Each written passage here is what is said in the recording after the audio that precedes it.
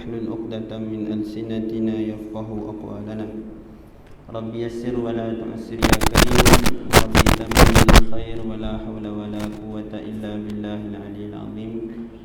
السلام عليكم ورحمة الله وبركاته. Alhamdulillah,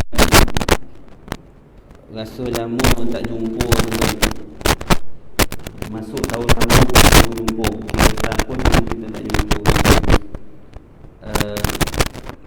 Kita masuk tahun baru 1448 Hijrah.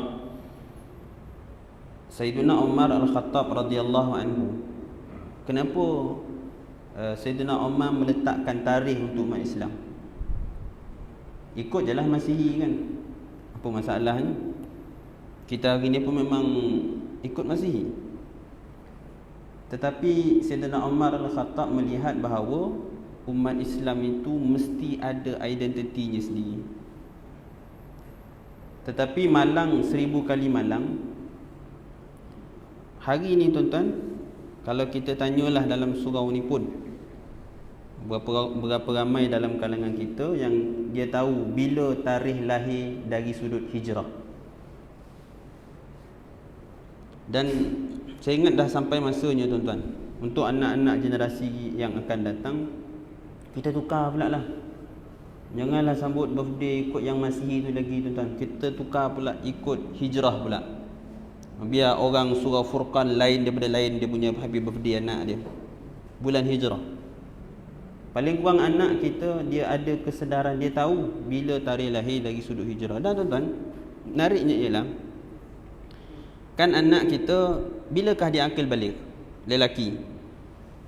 Lelaki akil baliknya ialah pada usia 15 tahun.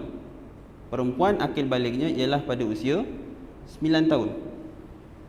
Tuan-tuan tahu penting tarikh umur akil balik ni, sebab anak perempuan kita bila akil balik, maknanya dia kena mandi. Dia kena mandi, dia kena semayang. Dia kena semayang.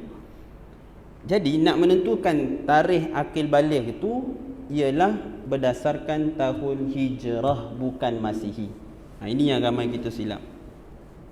Tapi nak ikut Masihi macam mana, sebab nak ikut hijrah macam mana, kalau anak kita bila lahir hijrah pun tak tahu tuan-tuan. Inilah yang saya ingat kita dah kena mula sama-sama kita kembalikanlah. Tak apalah kita hari-hari biasa kita ikut Masihi, bukan berdosa ikut Masihi tu, ikut bulan Masihi tu tuan. Tapi kita nak supaya identiti kita itu masih ada bulan hijrah. Dan promote jugalah di Jabatan Mufti Wilayah Persekutuan, kita memang ada keluarkan sijil lahir bulan hijrah. Ada. Tuan-tuan boleh dapatkan. Saya ingat bayar RM1 kot. RM1 tu pun sebab nak cetak sijil tu. Cuma kalau tuan-tuan bawa sijil tu ke Jabatan Pendaftaran Negara, tak laku lah tuan-tuan. Sebab yang sign tu mufti je. Tak ada kena-mengena dengan Jabatan Pendaftaran Negara. Tapi saya ingat antara inisiatif lah supaya kita tahu bila bulan hijrah kita. Siap tuan-tuan, kalau ada sijil tu, siap kita letak bila tarikh lahirnya, hari apa kita lahir. Siap pula ada gambar bulan pada malam kita lahir tu, bulan apa? Bulan mengambang ke, bulan separa ke, bulan apa, ada dalam sijil tersebut. Hadirin yang dirahmati Allah Subhanahu Wa Taala. Pada malam ini, dalam masa yang singkat ni, walaupun perjalanan saya sebenarnya hari ni jauh juga tuan-tuan. Sebab sekarang ni kan work from home. Jadi datang tadi tu memang daripada Seremban lah ke Putrajaya ni semata-mata untuk jumpa dengan tuan-tuan. Jadi dalam masa yang ada ni, saya nak baca satu bab daripada buku Al-Kafi li Al-Fatawi, himpunan artikel-artikel Jabatan Mufti Wilayah Persekutuan, iaitu adab selepas pernikahan. Walaupun saya tahu pula tuan-tuan semua dan lama nikah lah, tapi kita nak tahu juga tuan-tuan, paling kurang kita ada ilmu tersebut, kita boleh bagi tahu kepada orang terdekat, saudara mara kita, anak-anak kita, ataupun paling kurang jiran-jiran kita tentang hukum hakam yang berkaitan dengan perkahwinan. Dan kalau kita tengok di Malaysia kita ni tuan-tuan, bila last kita belajar bab nikah kahwin ni? Khusus nikah dululah. Itu pun tuan-tuan, kadang-kadang sebahagian khusus nikah tu dia lekor, dia bergolak je, ketawa je kan, tak dapat apa pun. Itu yang bila dah bercerai macam-macam masalah. Mulalah ustaz macam ni ustaz kan. Dan masalah kita pula ialah, kalau kita baca kitab fiqh ni, nak habis sampai kepada bab nikah ni dia tak mudah. Sebab dia mula dengan bab ibadat kan. Ibadat ni pula dia mula dengan bab bersuci. Bincanglah air, ada 7 jenis air. Kemudian air mustakmalnya, mutanajisnya, air syammasnya. Masuk pula bab tayamum pula. Kemudian masuk bab solat. Lepas bab solat masuk bab puasa. Lepas bab puasa masuk bab zakat, kemudian haji. Nak sampai bab haji tu pun latih tuan-tuan. Tu saya banyak kali sebut, kadang-kadang kita mengaji kat surau ni nak sampai bab haji tu pun kadang-kadang kalau tak anak murid meninggal, tok guru meninggal. Ganti dengan guru lain, mula balik bab taharah kan. Itulah realiti kita di Malaysia. Sedangkan sebenarnya tuan-tuan, bila kita bincang ilmu fardu ain, apa maksud fardu ain? Ilmu yang wajib kita belajar. Dengan makna, kalau mati kita tanpa kita belajar ilmu itu, berdosa tuan-tuan. Cuma masalah kita pula di Malaysia ni, nak mengaji ni dia ada had umur pula, nak duduk surau mengaji ni. Kalau muda-muda gatal punggungnya duduk, dia kena 50 dan ke atas, okey, boleh duduk kan. Surau ni pun ada jugalah yang muda-muda. Sedangkan sebenarnya nak kita belajar ni bukan dah berusia tuan-tuan. Tak apalah tuan-tuan yang dah berusia ni belajar bagus tuan-tuan. Cuma saya nak ingatkan yang muda-muda ni, sebab banyak masalah. Contoh, ada satu kes saya pernah kongsi di sini sebelum ni. Dia kata, ustaz, 20 tahun saya semayang, baru saya tahu rupa-rupanya niat itu ialah ketika mana mengangkat takbiratul ihram. Saya ingat niat tu kan kita semayang kan, usalli fardha maghrib salasa rakaatin, Allahu akbar. Saya ingat niat sebelum tu. 20 tahun semayang tu kan. Bukan tak semayang. Dan ni bukan satu dua masalah tuan-tuan. Tengoklah sekeliling kita berapa ramai.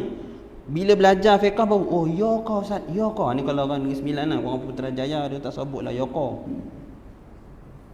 Orang Negeri Sembilan tuan, ya kau ustaz. Tak tahu pun ustaz. Jadi apa nak buat? Tanya ustaz. Selama ni solat tak sah ni, nak buat apa? Oh, ada ustaz kata tak apa, kejahilan itu dimaafkan, Allah Maha mengetahui. Nanti dulu fiqh kita buka bincang apa ulama kita bincang dalam kitab fiqh. Kejahilan yang dimaafkan tu adalah kejahilan kalau dia duduk dekat kampung orang asli contoh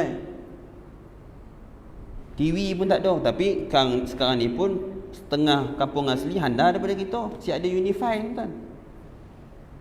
Maknanya kalaulah kita berada di satu tempat yang memang tak ada sumber ilmu langsung, maka jahil kita, kejahilan itu dimaafkan. Tapi dalam kita duduk kat Putrajaya tuan-tuan, surau Al-Furqan ni tiap-tiap malam ngaji, kita sengat buat tak buat. Orang ni sebenarnya kata buat tak dengar, buat pokak dia lalu kan. Jahil dia, itu jahil tak dimaafkan. Jahil dia sebab tak mengaji ilmu fardu ain, berdosa sepanjang hidup. Itu ilmu fardu ain tuan-tuan. Namanya pun fardu ain. Tinggal lagi bila kita bincang, ada dua anak muda kat belakang, jadilah ada kan, walaupun sambil dia bermain kerusi tu. Jadi tuan-tuan, ilmu fardu ain tu apa dia? Ada orang kata fardu ain tu ialah bab semayang lah ustaz. Sedangkan tuan-tuan buka kitab Al-Imam Al-Ghazali rahimahullahu ta'ala, namanya Minhaju Al-Abidin, kitab tasawuf. Imam Ghazali huraikan apa dia fardu ain. Ilmu fardu ain ialah ilmu yang berkaitan dengan kehidupan kita. Kita semayang, maka fardu ainnya ialah kita kena belajarlah bab semayang. Semua orang wajib belajar bab semayang sebab semua orang semayang. Zakat fardu ain tak ustaz? Zakat fardu ain tapi untuk orang yang banyak duit. Dia duit pun dah ada tuan-tuan, tak payah belajarlah bab zakat. Kalau nak belajar juga tak apa, dapat juga pahala kan, tak ada sia-sianya ilmu ni. Tapi nak kata dari sudut kewajipan fardu ain tu, wajib bila? Wajib kalau dia ada kemampuan nak bayar zakat, wajib belajar. Yang banyak berlaku ni apa dia? Dia tak tahu dia rupanya kena bayar zakat. Tuan-tuan tahu di wilayah persekutuan kita dah ada fatwa yang mewajibkan zakat, namanya zakat Bitcoin. Tahu tak tu? Berapa ramai yang ada Bitcoin? Terutamanya yang beli Bitcoin semasa musim PKP, Allah untungnya tuan-tuan. Kan? Silap tak beli masa tu. Sekarang ni jadi jutawan tuan-tuan orang beli masa PKP tu Bitcoin. Boleh tak melabur di Bitcoin? Ini pun satu juga. Bila wilayah persekutuan tuan-tuan, kita fatwakan zaman Datuk Luqman 2-3 tahun lepas saya ingat, berkaitan dengan Bitcoin ni, gegak gempita di Bank Negara. Bank Negara terkejut tuan-tuan, panggil mufti. Kenapa mufti fatwakan berkaitan dengan Bitcoin? Sebab negara kita tidak mengiktiraf Bitcoin itu sebagai mata wang.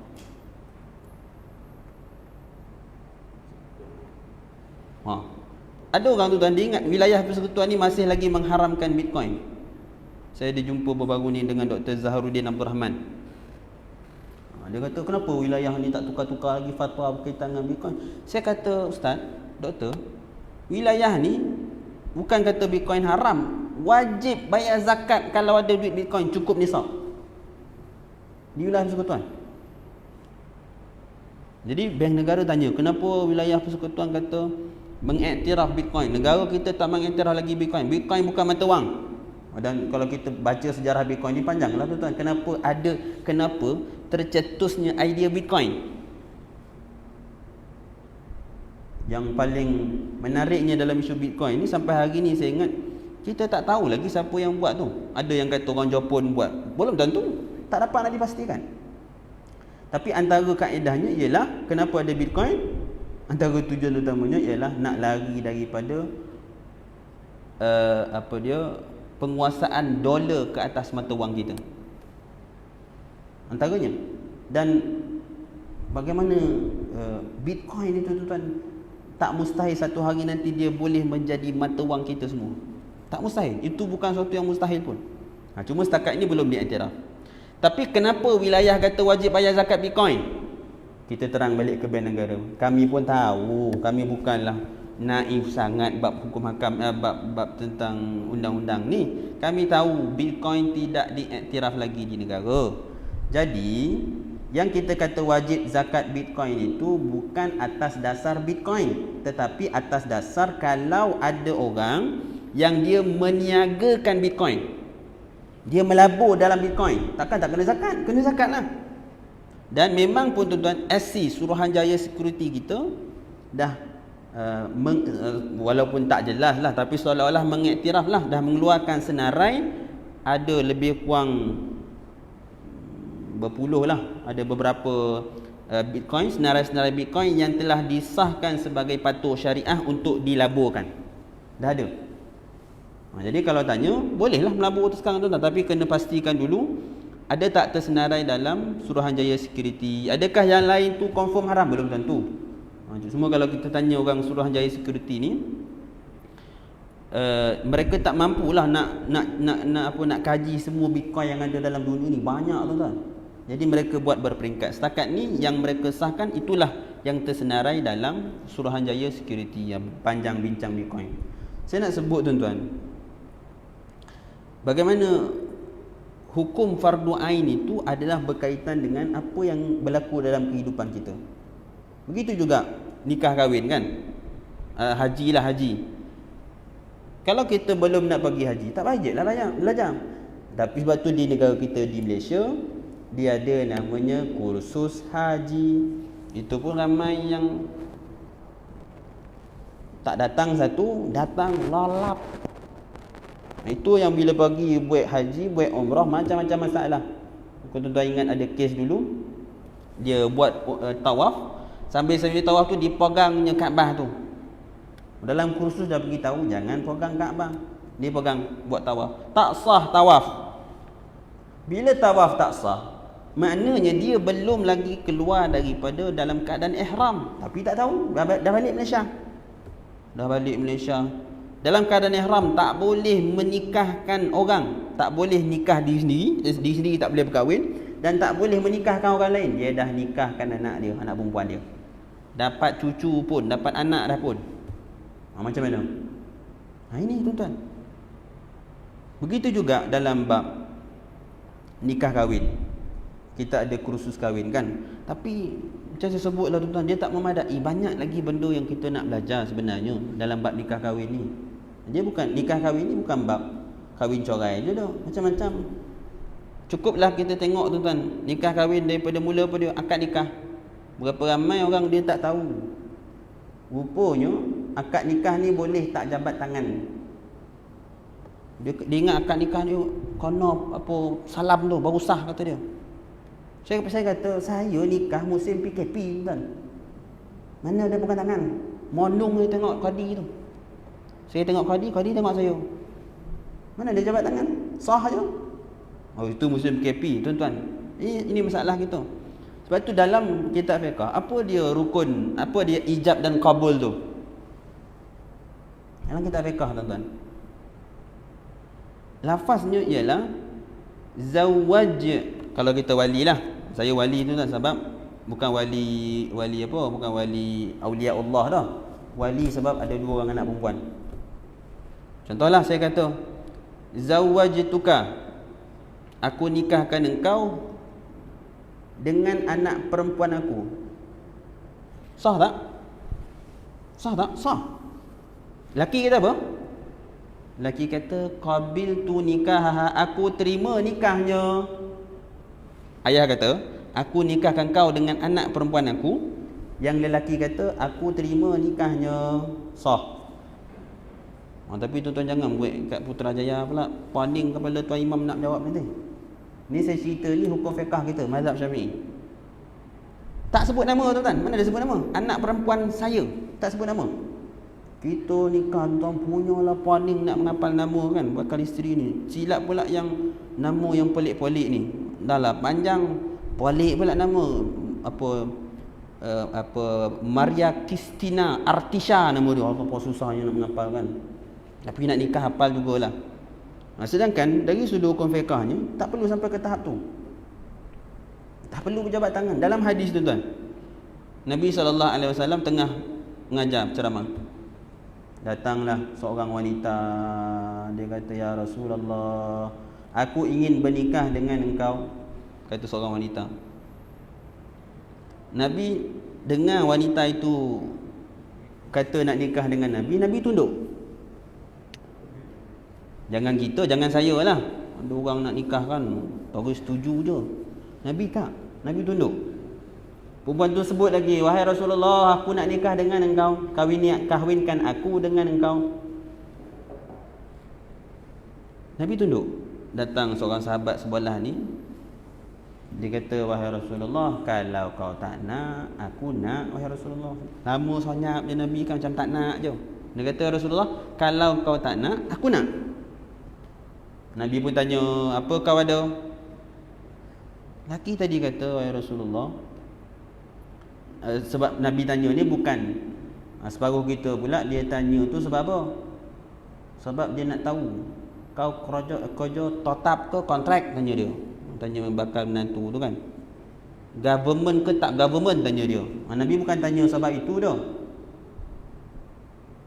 Nabi tanya sebab dalam berkahwin ni kan, dalam hadis kata man istata'a minkumul ba'a, siapa yang ada kemampuan. Apa kemampuan tu tuan-tuan? Adakah kemampuan itu mesti gaji 4,000 dan ke atas? Tak ada.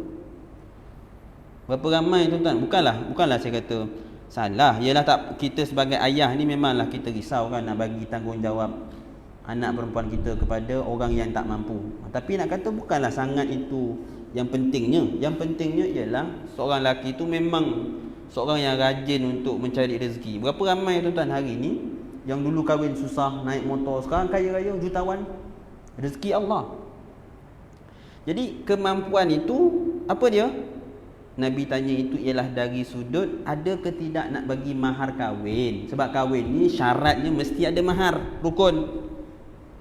Itu yang lelaki tu kata, "Wahai Rasulullah, aku ada." Dia nak nikah tuan-tuan, ada jugalah walaupun tak ada. Dia kata, "Ada wahai Rasulullah." Apa dia? 2 helai baju. Tuan-tuan jangan ingat, zaman itu bila kata 2 helai baju, maknanya ada dua pasang baju. Tak. Zaman Nabi bila kata 2 thawbain itu, 2 helai itu maknanya ialah satu pakaian di atas, satu lagi pakaian di bawah, kain di bawah. Tuan-tuan nak mudah faham tuan-tuan, yang kita pergi umrah tu. Pergi umrah kan ada kain bawah kan. Itu yang risau tu. Buat terlucut tuan-tuan. Ya Allah, saya siap balik tali pinggang kan. Satu yang di bawah, satu yang di atas. Itulah zaman Nabi SAW. Saubain, 2 pakaian. Ada sahabat yang dia hanya pakai satu pakaian saja sebab dia susah, tak ada duit.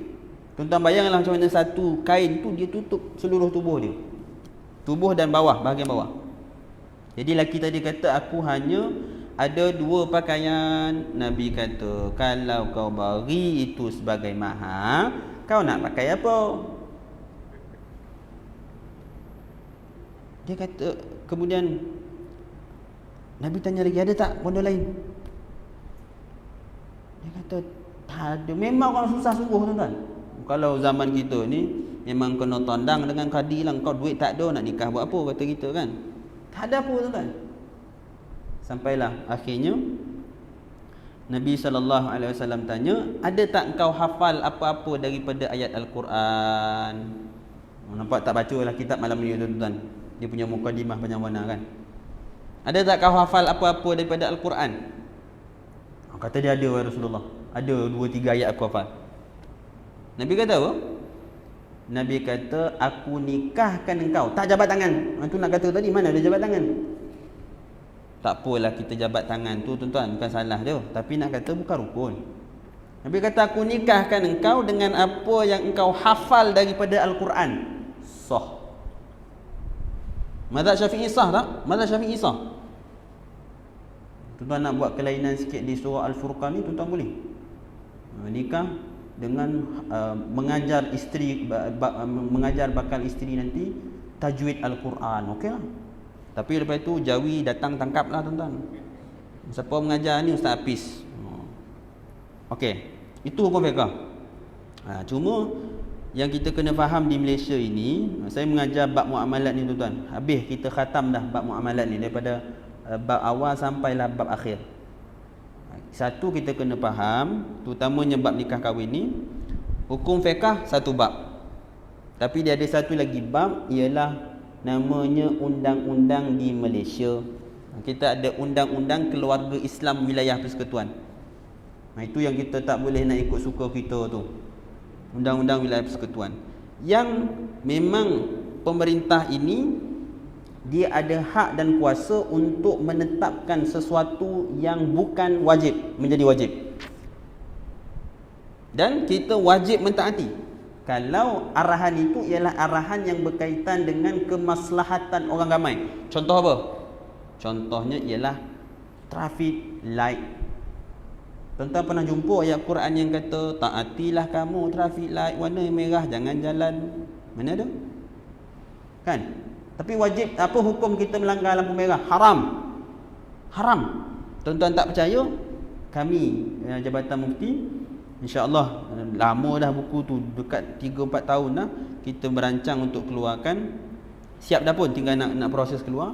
Buku berkaitan dengan fiqh jalan raya.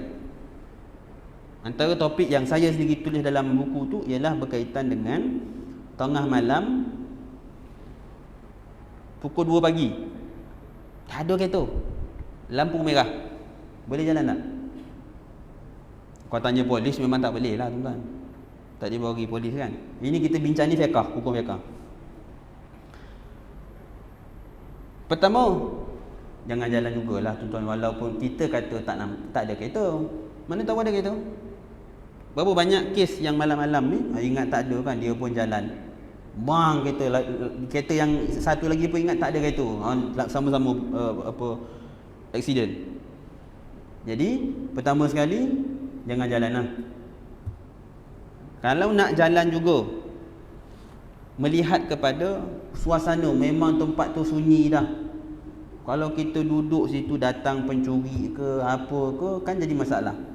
Masa itu tengok kanan, tengok kiri, bismillahirrahmanirrahim, jalan. Tapi jangan bagi tahu polis lah. Ni kita bincang ni fiqh ni tuan-tuan. Yang tak ceradiknya apa dia? Dia tunggu dalam tu. Ustaz kata wajib taati lampu merah, wajib taati lampu merah. Perempat datang pun wajib taati. Itu tak ceradik lah tuan-tuan. Itu ada hukumnya. Termasuklah saya kata tadi, melanggar lampu merah itu hukumnya haram, berdosa. Sebab bukan sebab ada mana-mana hadis atau Al-Quran, tapi dalam bab mentaati kepada pemerintah. Wajib. Kalau arahan pemerintah itu adalah untuk kebaikan orang ramai, kalau tak ada traffic light, apa jadi? Accident. Yang ada traffic light tu pun tuan-tuan, berapa banyak accident? Kalau tak ada macam mana? Okey, ini hukumnya tuan-tuan. Jadi dalam negara kita ni dia ada undang-undang. Sebab itu juga baru-baru ni Baba Ismail Sepanjang dia datang ke wilayah Jabatan Mufti. Saya sempat tanya ada beberapa isu lah. Satu yang saya pernah bincang dengan tuan-tuan sebelum ni berkaitan dengan surau Jumaat. Tanya Baba M, minta pandangan dia. Yang kedua ialah kita tanya berkaitan dengan nikah di selatan Thailand. Nikah di selatan Thailand. Kalau ikut fatwa MKI, sah tak nikah di selatan Thailand tuan-tuan? Sah. Ini bukan saya mengajar orang surah Furqan suruh lagi nikah kat selatan Thailand tuan-tuan. Jangan buat lah. Itu kerja orang kerja orang yang tidak ada dedikasi lah, nak nikah dengan orang apa main lain lagi. Buat betul-betul lah, tak gentleman. Tapi dari sudut fatwanya, sah tak? Sah. Sebab apa? Kenapa MKI kata sah? Sebab dia ada satu hukum tuan-tuan dalam kitab fiqh. Kalau kita mengaji bab muamalat, kita akan jumpa wali ni ada keadaan yang kita boleh berpindah kepada wali hakim, wali pemerintah. Mana dia? Kalau wali kita jauh daripada kita. Sebab tu ada anak-anak kita yang di Mesir, yang nikah kat Mesir tuan, ada sebahagiannya yang wali tu ialah orang di sana, orang di Mesir, kadang syekh di Mesir yang nikahkan. Boleh, sebab wali jauh, ada keadaannya. Jadi sebab tu MKI kata nikah di Thailand itu sebab wali jauh, maka dia berpindah kepada wali hakim, sah.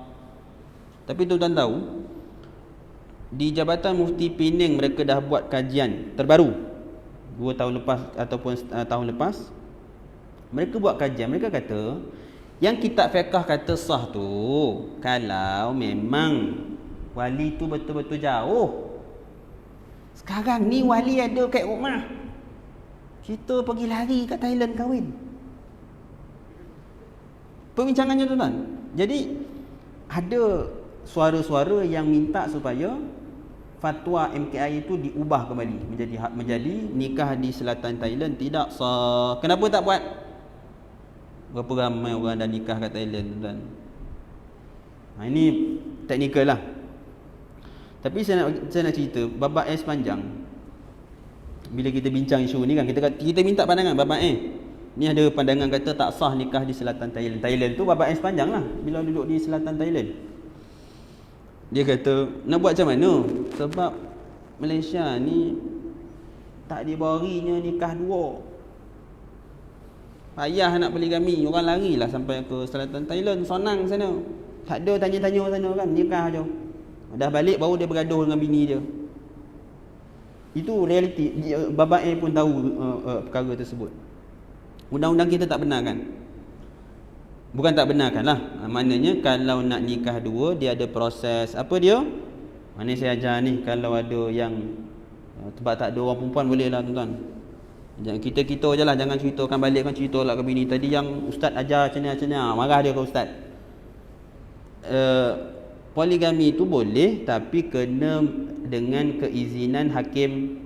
Jadi hakim akan panggil orang perempuan, isteri kita, untuk sahkan adakah kita, bukan minta izin, sebab tak ada, mana ada hukum fiqah ni kena minta izin isteri. Kita keluar rumah pun tak ada wajib minta izin isteri dah, tapi kita minta juga sebab isteri garang. Bagi tahu jugalah, abang nak pergi minum jap, kadang tak dibari je pula keluar kan, itu pun satu juga. Tak ada keizinan isteri, tak syarat. Jadi hakim bukan minta keizinan isteri, jangan salah faham tuan-tuan. Dia kata bila masuk pula isteri ni kena minta keizinan. Bukan minta keizinan, hakim cuma nak tahu kita ni layak ke tak layak. Ramai orang, sebab orang lelaki ni dia bukan fikir bahawa yang bab nafkah tu, lain kepala dia fikirnya. Dia nikah dulu, lepas tu kan nafkah ada tak ada lain cerita kata dia. Itu jadi banyak masalah. Nikah kadang-kadang sampai 4, anak sampai 2 boleh, tapi tak mampu nak jaga. Akhirnya apa dia? Minta pusat zakat, hantar ke pusat kebajikan. Jadi susah orang lain. Ini kenapa negara kita, tadilah tasarruful imam, pemerintah tu dia ada hak untuk mewajibkan benda yang tidak wajib. Itu power tak powernya pemerintah. Termasuk pemerintah Jabatan Mufti lah. Yang bab hukum hakam ni kita boleh keluarkan fatwa walaupun asalnya tak wajib. Apa contoh? Cucuk vaksin. Sampai sekarang orang marah tuan-tuan. Ini mufti lah dulu ni suruh vaksin ni kata dia. Zaman tu zaman saya baru masuk Jabatan Mufti tuan-tuan. Zaman Datuk Luqman. Punyalah baik punya Datuk Luqman tuan-tuan. Orang panggil dia Mufti Dajjal.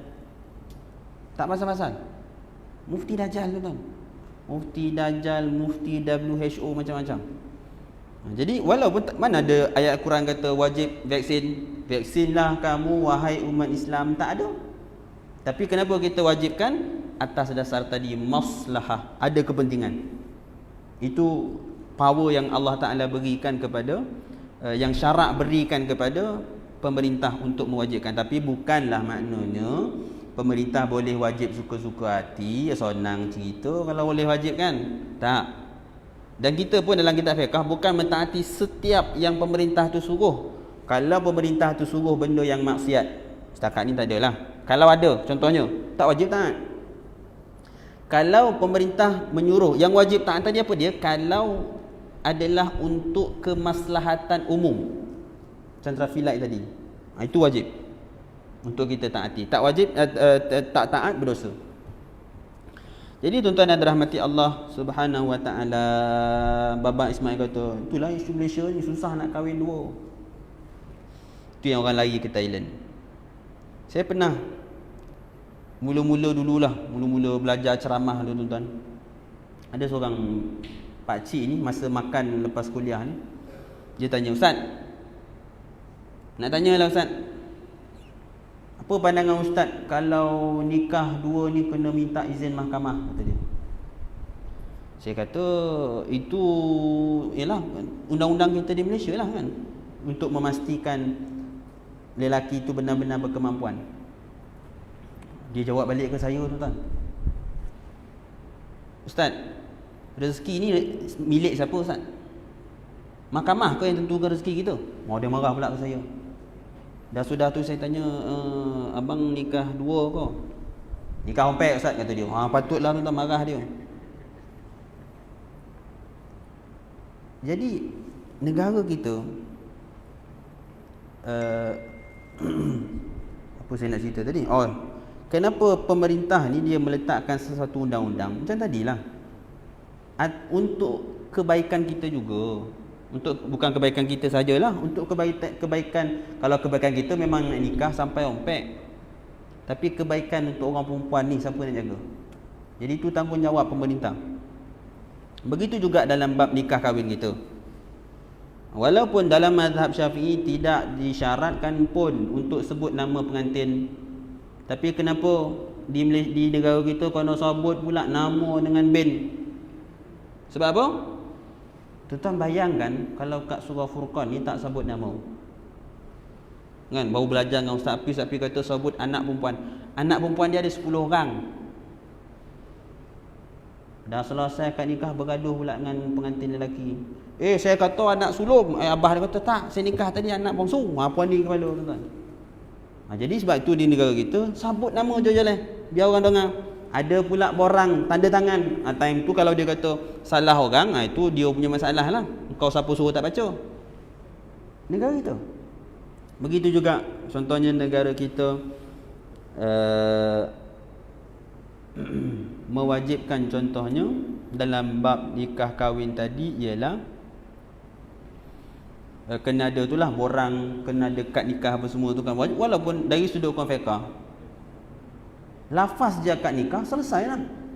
Tuan-tuan pergi tengok orang Arab Indonesia pun lah, di Indonesia dia kan tak ada sangat jabatan-jabatan agama ni, bahasa Arab je tuan. Qabil tu nikah haha. Kita kat Malaysia ni tuan-tuan ompek kali kena ulang tuan imam suruh. Sebab apa? Sebab dia tarik napeh Ustaz kata dia. Macam mana lah tuan-tuan, nama bini tu dah lah panjang, kono pula satu napeh, ya Allah, dia pula samput. Sedangkan dalam kitab fiqh tak ada tuan-tuan, setakat yang saya hidup ni lah. Tuan-tuan kalau jumpa bagi tahu dah ke saya. Saya bukalah 4 mazhab, tak ada satu mazhab pun yang kata akad nikah kono satu lafaz, tak ada. Cuma kena berturut-turut. Apa maksud berturut-turut? Maksud berturut-turut tu tak boleh lah. Tuan imam ni kata saya nikahkan engkau. Dia pun jap mam, fikir jap kata dia kan. Dia pun mana lama orang semua tunggu panik. Siap nak pergi minum dulu apa semua. Okey lah mam, setujulah. Apa setuju apa? Tak boleh lah. Ataupun contohnya aku terima. Dia mana jap.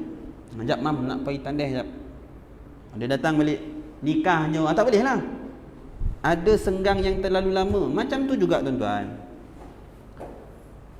Kita bincang isu korban. Saya masa hari raya korban hari tu Jakim WhatsApp tengah-tengah cuti raya tuan-tuan. Dia hantar satu video, ustaz macam mana ustaz kata dia. Yang video ada orang dia korban 3 kali seboleh. Dia dah potong dah. Hidup apa lembu tu meronta, potong lagi. Meronta lagi. Saya pun paling macam mana lah pegangnya kan. Mungkin first time ke apa tak tahulah. Jadi 3 kali sembelih ni. Macam mana ustaz? Kita kata itu pun salah satu ajaran sesat kita tuan-tuan di Malaysia ni, tanah Melayu kita ni. Ustaz-ustaz orang dulu-dulu kata sembelih ni tak boleh angkat pisau kata dia. Siapa pula yang kata tak boleh angkat pisau ni? Daripada mana datang tak boleh angkat pisau ni? Yang tak boleh ialah senggang lama. Dah potong sembelih tak habis. Jap. Tengok dulu yang lama senggang tu. Tak boleh lah. Tapi kalau sekadar potong, tengok, tak putus lagi, sambung lagi boleh. Tuan-tuan, dalam kitab fiqh kita ni Putrajaya tak ada lah kes ni. Orang tak boleh lambu kat Putrajaya tuan. Kau boleh lambu pun kau nak tangkap dengan perbadanan. Kat kampung-kampung kan orang boleh lambu. Bang langgar lambu, mati lambu. Boleh tak makan? Boleh tak makan lambu? Accident. Tengok keadaan. Kalau lepas kena langgar tu dia bergerak kuat lagi, namanya hayatun mustaqirrah. Sebab tu nak tahu halal ke tak halal, kita sembelih meronta lembu tu. Meronta tu penting tu. Sebab itu menunjukkan dia ada hayatun mustaqirrah, dia masih lagi hidup. Kalau kita sembelih senyap dia. Itu maknanya dia memang dah mati dah sebelum kita sembelih lagi. Jadi kalau kena langgar, kita copek-copek ambil parang, jangan fikirlah siapa punya dulu tuan, sembelih dulu. Kau tak kan lagi membazir kan. Kalau tuan tak bagi makan tak apalah, lain ceritalah. Paling kurang kita dah bantu dah tak membazir lembu tu mati. Kita nampak kena langgar, ambil parang, sap sembelih. Jangan patah kaki tu tuan sembelih pula, marah tuan dia. Ustaz mengajar suruh sembelih ni. Saya kata memang dah nak mati lembu tu. Baru patah kaki copek je dia ambil parang tuan. Dia ingat dia boleh ambil lembu tu. Memang dah nampak dah mati, dah nak mati. Kita sembelih, ada hayatun mustaqirah. Sah. Ini fiqahnya tuan. Tapi sekali lagi lah, sebab apa kita tak tahu, sebab kita belajar sampai bab semayang je. Tak sampai bab udhiyah ni, bab sembelihan ni, dia bab yang belakang sekali. Sebelum bab selepas bab jinayah, saya ingat sebelum bab kemerdekaan, bab membebaskan hamba. Satu bab sebelum akhir bab kitab fiqh. Tapi alhamdulillah lah, surah Furqan pun saya ingat banyak yang dah buat kursus korban. Okeylah, baca jugalah bab korban kan. Jadi tuan-tuan yang dirahmati Allah Subhanahu wa ta'ala, begitulah akad nikah tadi. Jauh lagi daripada akad nikah berkorban. Sebenarnya nak curi masa ni sebab tak baca buku ni. 43. Begitu juga dengan akad nikah. Dia taklah syarat tak boleh tarik nafas. Ponik pula tak boleh tarik nafas tuan-tuan. Boleh. Tarik nafas sekejap kan. Sekejap mam, nama panjang mana mam? Sambung balik, tak ada masalah. Cuma yalah, dia tengok kepada tuan imam jugalah. Saya ingat Furqan ni tak ada masalah lah. Dia imam yang dulu-dulu tuan-tuan, ya Allah seksanya nak nikah. Datang-datang tanya dulu, rukun iman apa? Rukun iman ni tuan-tuan, bukan tak ingat, orang nak nikah ni nama sendiri pun lupa tuan-tuan. Boleh tanya rukun iman apa? Tanya dekat depan orang ramai. Sekarang ni tak ada lah kan. Dulu punya budaya lah tuan-tuan. Dah ditegur, sekarang ni tak ada dah. Tanya rukun sembahyang. Tapi di Putrajaya memang okey tuan-tuan, cuba tengok kat kawasan-kawasan kampung yang belah-belah dalam tu kan, ada lagi tuan-tuan perangai ni. Tanya rukun sembahyang. Tak apa, kita tahulah niat baik dia tu kan, dia nak pastikan orang ni sembahyang dan sebagainya. Tetapi bukan itu waktunya. Lepas tu tanya-tanyalah. Ni nak tanya sikit lah, semayang ke tak semayang? Tak apalah. Ini depan orang ramai, dah orang tu apa tak dapat nak jawab. Dah orang ingat, oh tak semayang orang ni. Sedangkan dia lupa. Tangan menggigit, dia terbayang apa nak menikah ni kan. Bukan senang. Pertama kali, itulah sekali dalam hidup kalau seorang isteri. Tuan-tuan yang dirahmati Allah Subhanahu wa ta'ala. Jadi maknanya fiqh ni tuan-tuan, dia kena fiqh yang sesuai dengan konteks masyarakat. Saya tak ingat pernah cerita atau tidak di sini. Kalau berulang tu minta maaf lah tuan-tuan. Tuan-tuan buat macam tak nak rongai lah. Syekh Zakaria Al-Kandahlawi, ni cerita orang tabligh lah. Dia mengarang kitab namanya Fadailul A'mal kan. Ini zaman belajar dulu saya dengar tuan. Katanya walaupun beliau yang menghimpun hadis-hadis Fadailul A'mal, tapi bila kitab itu dibaca di hadapannya, beliau seolah-olah pertama kali mendongeng. Mana tuan-tuan kalau ustaz cerita sampai 3 kali tu buat first time je lah.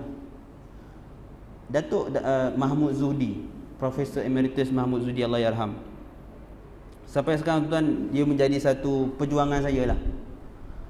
Sebab dia kata masalah kita di Malaysia ni ialah kita bincang air ni sampai 7 jenis air. Tapi Kap Malaysia ni, Kap Putrajaya lah tuan-tuan, mana ada orang ambil uduk pakai telaga? Mana ada orang Putrajaya ambil uduk pakai salji? Salji pun tak ada. Air ombon ada. Subuh-subuh tu dia jap Ustaz nak cari air ombon. Habis kumpul air ombon tu, semayang pun habis. Tak ada. Tapi itulah 7 jenis air dalam kitab fiqh kita. Bukan kita merendahkan kitab fiqh. Ulama kita bincang tu zaman dia. Kita yang hidup hari ni di saat kemajuan teknologi yang cukup hebat ni tuan-tuan, sesuaikanlah dengan zaman kita. Tuan-tuan, hari ni Profesor Aznan cerita baru ni, di luar negara sekarang ni tuan-tuan, dia dah sampai kepada tahap bayar. Kita kan pakai sekarang ni bayar, ada orang bayar pakai telefon kan. Macam ni je kat kedai Speedmart. Bangga rasa tuan-tuan pakai telefon bayar. Jobo, kalau orang ni 9 lah dia kata jobo ustaz kan. Sini bayar sikit lah. Jobo tu maksudnya belagak tuan-tuan. Jobor orang ni 9 kata. Sekarang ni di luar negara dah ada sampai tahap dia bayar tuan pakai cap jari. Settle. Dan tak mustahil, tak lama lagi akan masuk ke negara kita. Dan tak mustahil tuan-tuan, satu hari nanti akan ada bayar pakai mata je. Tanung je mata cashier tu. Okey dah. Tak mustahil. Teknologi kita. Oh ustaz, senang lah, potong tangan dia. Yang jutawan tu lah, yang tak ada duit tu jangan potong tangan dia. Yang jutawan tu, potong tangan dia, bawa pergi Speedmart. Saya Speedmart je ustaz. Sebab sekejap lagi nak singgah Speedmart ni. Tu yang sebut banyak kali Speedmart. Speedmart tak halal tuan-tuan. Saham pun tak halal, jangan melabur di Speedmart. Bolehlah potong tangan? Tak boleh tuan-tuan. Sebab kalau kita potong tangan ni, darah tak mengalir. Dan dia tak boleh detect kalau darah tak mengalir. Itu canggihnya. Satu ciptaan Tuhan lah. Allah cipta jari kita ni. Begitu juga di luar negara, mereka dah bincang hukum dari sudut. Dia tanya pakar-pakar syariah ni, dia nak buat orang gaji robot memang ada dah. Tapi dia nak buat orang gaji ni yang memang bentuk macam manusia. Kalau robot, dia kata tak feeling lah ustaz. Rasa macam bekerja dengan mesin. Kami nak yang buat kerja rumah ni memang macam orang betul. Maksudnya apa tuan? Maksudnya dia nak buat alat kelamin macam manusia letak kat robot.